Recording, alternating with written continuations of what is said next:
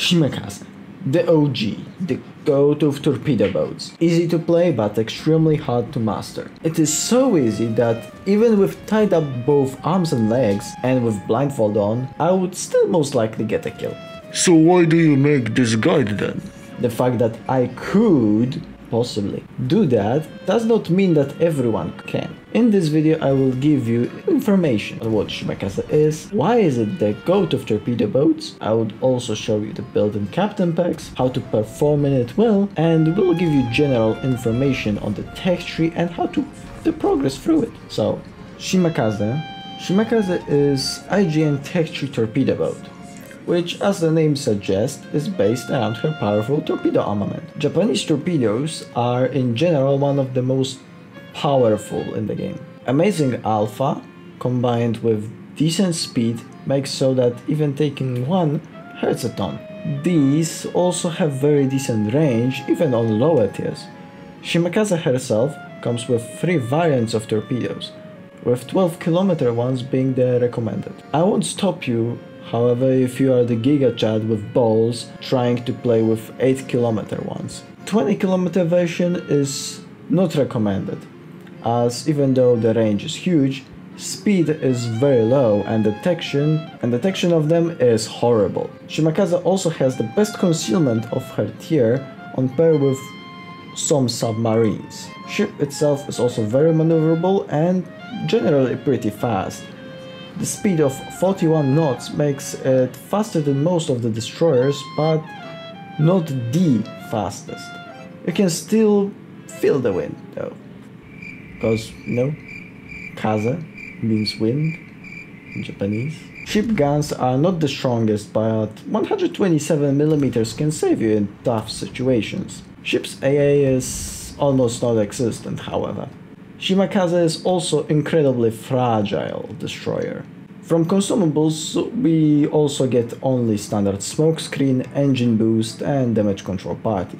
Knowing what we have, time to prepare ourselves for the battles. For captain and upgrades we want to invest into further improving our strong sides, which are concealment and torpedo armament. Instead of radio location perk, that is my personal preference, you can take Swift and Silence or Survivable Expert for more HP and the Liquidator for extra flooding chance. For upgrades we focus on the same. I highly recommend the Legendary mod, but if you can't get it, go for Torpedo Tubes modification too. From flags we want anti-detonation flag at all times. Other flags are not really necessary, but it is nice to have a higher flood chance and extra speed one as well. All of those perks and upgrades apply to lower tiers from Shima Tech Tree, with obvious change that there are less upgrade slots on lower tiers. While we are still in this tab, I want to mention that tier 8 Kagero and tier 9 Yugumo can change the smoke screen for torpedo reload booster that, upon the press of a button, instantly reloads your torpedoes, and I strongly recommend you to do so. Why? You will see later on this video. Since we are ready to fight, let's get into the battle.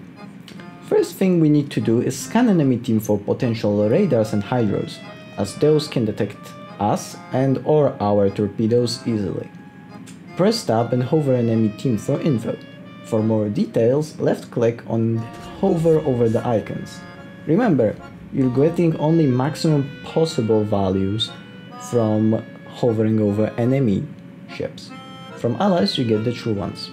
We need to look out for destroyers such as Ragnar or Smaland, as those two counter us almost completely with their radars and powerful guns. If there is a CV in the game, we need to check if he has HE dive bombers or HE rocket planes.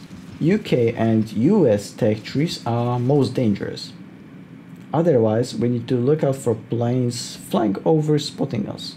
Remember to turn off your AA until the plane spots you on your base air detection range, that is around 2.5 kilometers throughout the whole tech tree. Once we know who we face, we need to play the game from safe distance. Safe meaning right outside of the possible radar range and not behind our allies. If the radar is not present, we need to focus on getting as close as possible to enemies without us being detected. Outspotting enemy gunboats is an easy way to get them killed by your allies. Utilizing our concealment to spot is even more effective on tier 8 and tier 9 since those two get better concealment of 5.4 and 5.5 kilometers respectively. Restrict using your guns to emergencies, when you cannot run or to secure a kill point blank only. You want to get away as fast as possible at all times. Your smoke screen is there as your get out of jail free card and in some cases to help allied cruiser tool only. You are not supposed to stay in it and farm. In many games you will find yourself not even needing to use it. Use your torpedoes as your main source of damage instead. As I've said, we have very powerful torpedoes and we have a lot of them with relatively short reload as well. The simplest and most consistent way of using them is what I and many other players call wall of skill. Meaning, once we identify our target and get close enough from its side, we fire the torps. A little bit to the front of the grey prediction area, another one on it, and a little bit, and the last one a little bit behind it, creating a wall of torpedoes going to the target. If done right, this strategy almost guarantees at least one hit. But Silent, that requires at least 3 torpedo tubes and Kagero and Yugumo have only 2. This is why I spoke about the torpedo reload booster. Using it gives you extra 2 tubes we can fire, meaning we can make the wall of skill even bigger. If you run out of boosters or it's on cooldown, just pick either to fire 1 tube in front or behind with the other one directly on the prediction. Usually firing the grey area and the second one behind works better, since many of the time people want to slow down and turn in, and then you're gonna have your second set coming. You can absolutely stack torpedoes on top of each other if you find an animal called obvious straight linus without hydro or point blank. If enemies are running away, your torpedoes won't be very useful. In that scenario, focus on perma-spotting them and securing objectives such as caps, while throwing torps on any of those who try to make the comeback. This playstyle is applicable to all the previous destroyers from this tech tree as well, with a little change that from tier 7 below you can actually more actively fight other destroyers using your guns, as many lower tier destroyers are not very effective at gunboating, so your 127mm guns can prove to be somewhat of an even match even to some theoretical gunboats on that tier. But preferably stick to torpedoes. Tier 8 and 9, like I said, come with that little change of having a possibility to switch smoke for torp reload booster that instantly reloads your torpedo tubes. And those are introduction to actual torpedo boat playstyle. With significant improvement in concealment, you can actually outspot the tier 10. In terms of countering carriers, every single IGN destroyer struggles with CVs, so what should we do to deal with it? First of all, we cannot let him get to our head.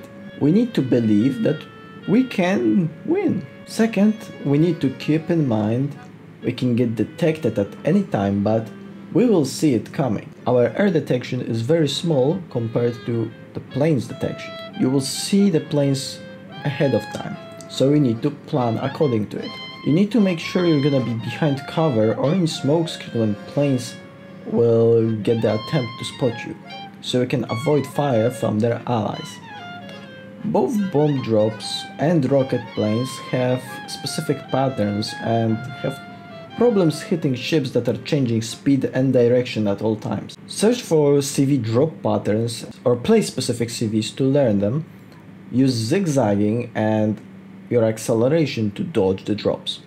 But most importantly, you need to have your AA turned off when you're not detected by the aircraft. This way you will stay undetected for longer, and in some situations CV might not even find you.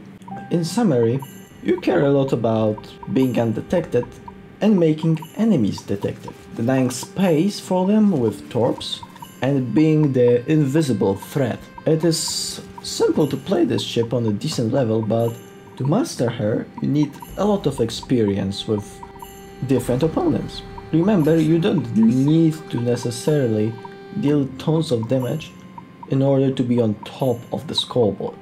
Thank you guys so much for watching. As always, I leave the comment section to you. If you enjoyed the video, like and subscribe. See you next time. Signing out.